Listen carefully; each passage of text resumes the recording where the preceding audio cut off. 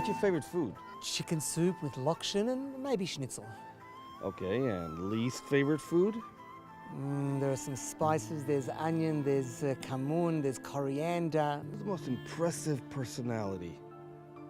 Rabbi Akiva. Which historical character you'd like to have coffee with? Moses, Moshe Rabbeinu, or maybe even Joshua. What made you, Daniel, come to Israel on Aliyah? Jerusalem and Israel is part of our DNA, but I'd have to say parents, my father, Zichrono Livracha, Bnei Akiva, Yavna College, school, all together. Do you have a nickname? Oh, that's a tough question. Some people used to call me Dun Dun. Okay, Dun Dun, what's your worst habit?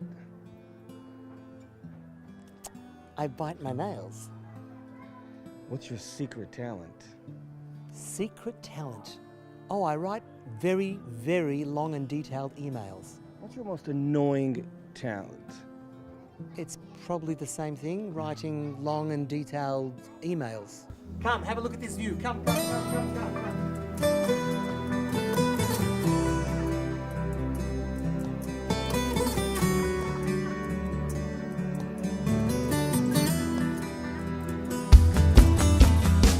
What's the best national reserve in Jerusalem?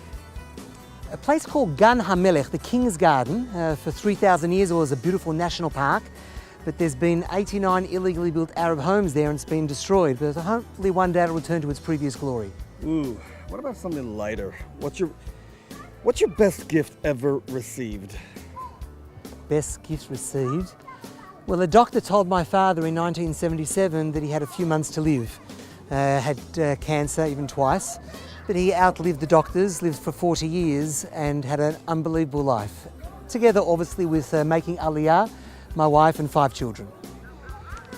Okay, here's a good one.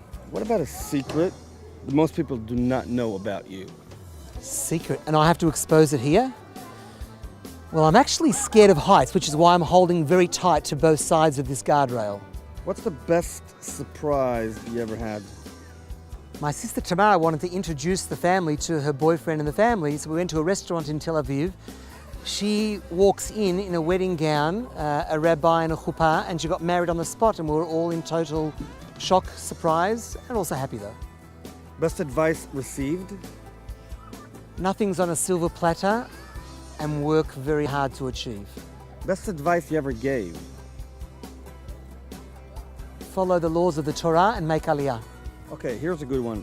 Favorite TV personalities growing up? Favorite TV personalities would be Hogan from Hogan's Heroes, maybe Gilligan from Gilligan's Island, and Dr. Smith from Lost in Space. What's your favorite clothes to wear? I wear long johns actually on a very cold day, and I love it. Plus, of course, my father's magnificent shirts that are either pink or green. Do you play an instrument? No, but I did learn accordion one time when I was young. What's your favorite book? Exodus. What's the best movie that you could watch time and time again? Fiddler on the Roof, if I were a rich man. Sunrise, sunset, you can't beat it. Let's go to some political questions, Daniel. Who's your best U.S. ambassador? U.S. ambassador, even before he starts, David Friedman, hands down. What advice can you give to President-elect Trump? Be a friend, true friend to Israel. Let us be our own star on our own flag. Move the embassy. Do as you say. Yeah, that's about it. Any more advice to Trump? Well, actually, if he spoke to Vice President Pence, which I'm sure he does, his son-in-law, Jared Kushner, Mike Huckabee, people like that, I think he would even have a greater understanding of the eternal connection between the Jewish people for 4,000 years with Jerusalem, that we are the promised, we will receive the promised land as the chosen people from God, all that together. What about advice to Prime Minister Netanyahu? Who am I to give advice to Prime Minister Netanyahu? But if I had to say something, maybe he should put an ad in the paper, in all the papers actually, not one paper, that he's stopping to smoke cigars and maybe drink less, but he's basically got a lot of things covered though. Okay, Daniel, real quick, what about your favorite place to visit in Israel? What is that? Any bit of dirt, stone city, but if I had to choose something, Yerushalayim, Beit El, Shiloh, Hebron and the Golan. I can't separate them. Okay. Favorite place to visit in the world? Israel.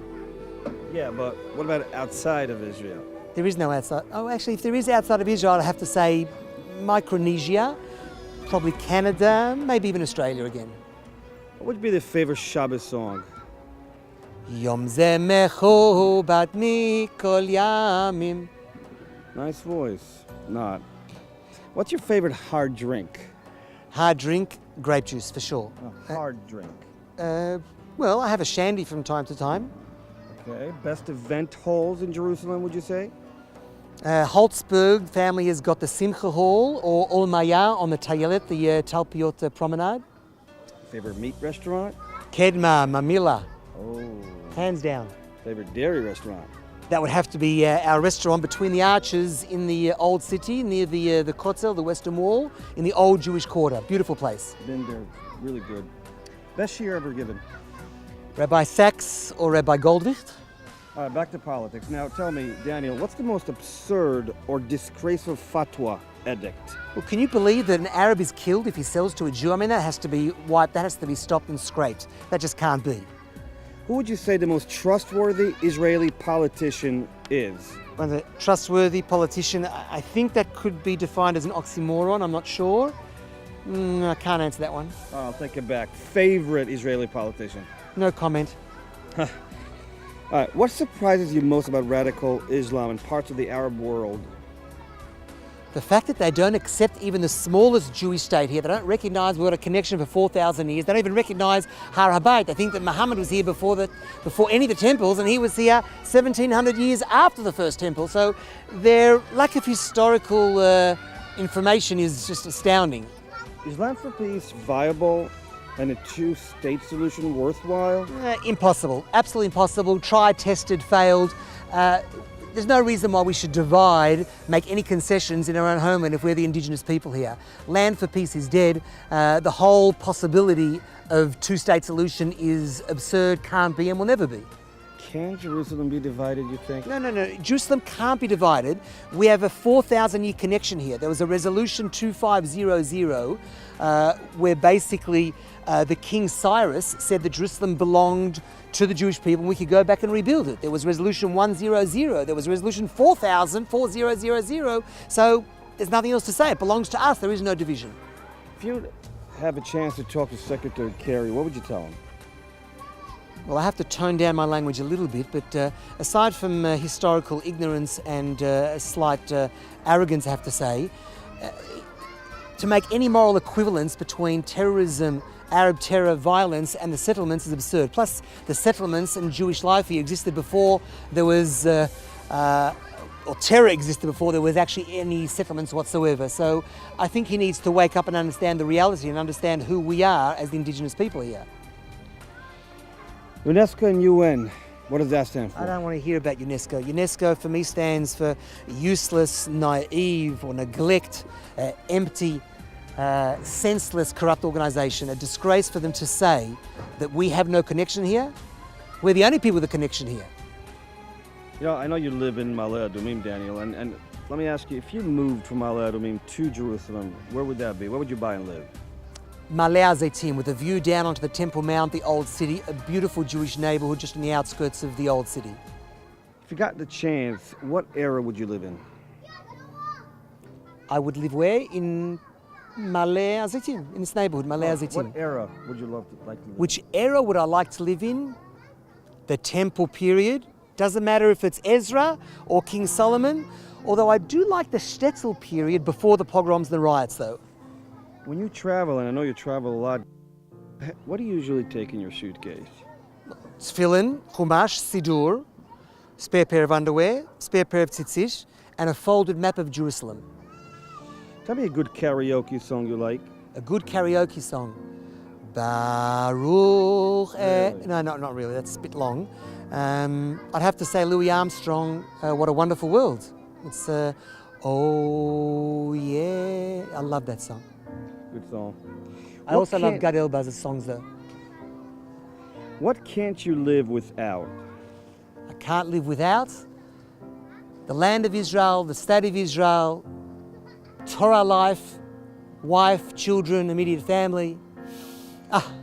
What's What's your most beautiful shul in Yerushalayim? Beautiful shul, the Churva, or Ohel Yitzchak, a restored synagogue in the old Jewish quarter that was one of the synagogues destroyed by the Arabs. Magnificent, restored to its previous glory.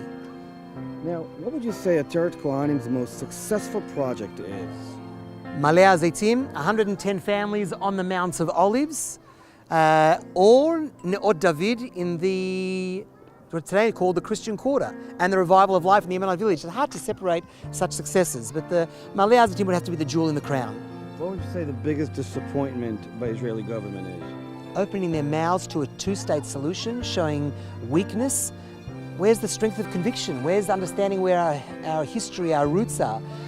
Going down the Oslo path, thinking you could divide and hand away parts of Jerusalem? Absurd. Biggest joy with Israeli government? When they allow for building approvals in Jerusalem and in Judea and Samaria, and when God willing one day to call all of the land of Israel to annex Judea and Samaria and call all of this home. And finally, Daniel, what cause is dear to your heart?